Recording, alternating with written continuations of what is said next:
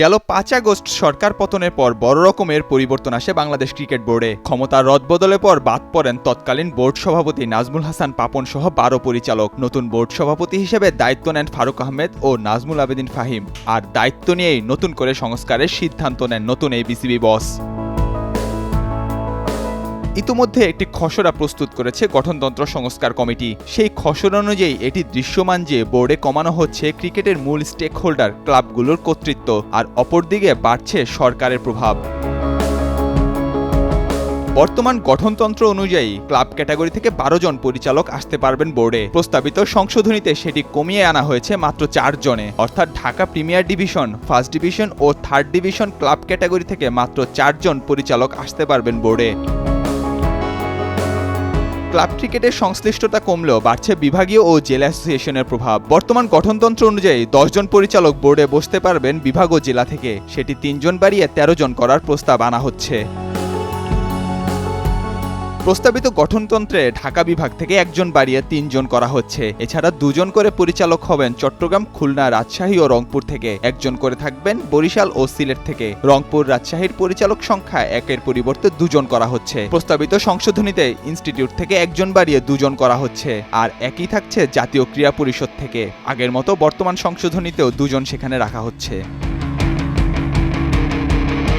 সব মিলে ২৫ জন পরিচালক থেকে কমিয়ে সেটি আনা হচ্ছে ২১-এ। তাতে দেখা যাচ্ছে বিভাগ, জেলা, জাতীয় ক্রীড়া পরিষদ ও ইনস্টিটিউশনের ১৭ জন পরিচালক হবে সংশ্লিষ্ট সরকারের আস্থাভাজন কেউ, আর বোর্ডে বাড়বে সরকারের প্রভাব। অপরদিকে কমবে ক্রিকেট সংশ্লিষ্ট ক্লাবের কর্তৃত্ব।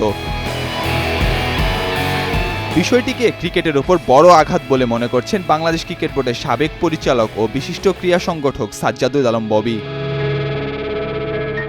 ক্রিকেটের আমাদের বাংলাদেশের ক্রিকেটের উপর একটা বিরাট আঘাত হয়ে আসবে, কারণ বাংলাদেশের ক্রিকেট বলতে গেলে সেই গত ৫০, ৬০, ৭০ বছর ধরে এই ক্লাবরাই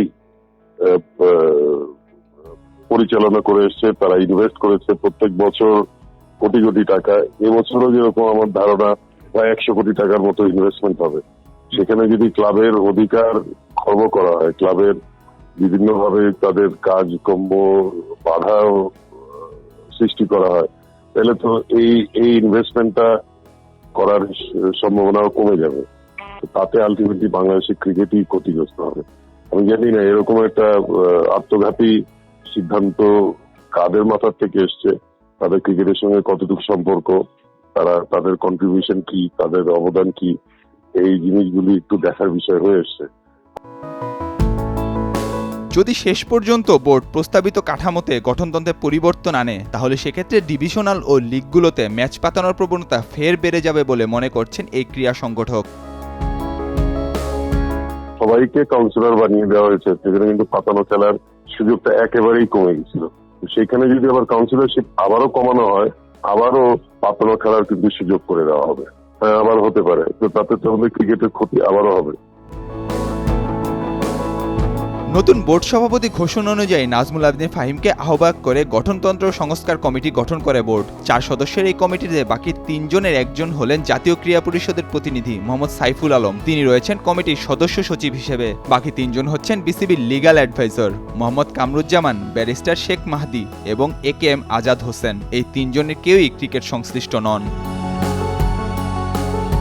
ক্রিকেটের এমন গুরুত্বপূর্ণ সিদ্ধান্তটিতে এমন ক্রিকেটের সঙ্গে সংশ্লিষ্ট নন এমন ব্যক্তিদের অন্তর্ভুক্তিতে কমিশনের গ্রহণযোগ্যতা ও ফলাফল প্রদানের ক্ষমতা নিয়েও প্রশ্ন তোলেন সাবেক এই বোর্ড পরিচালক।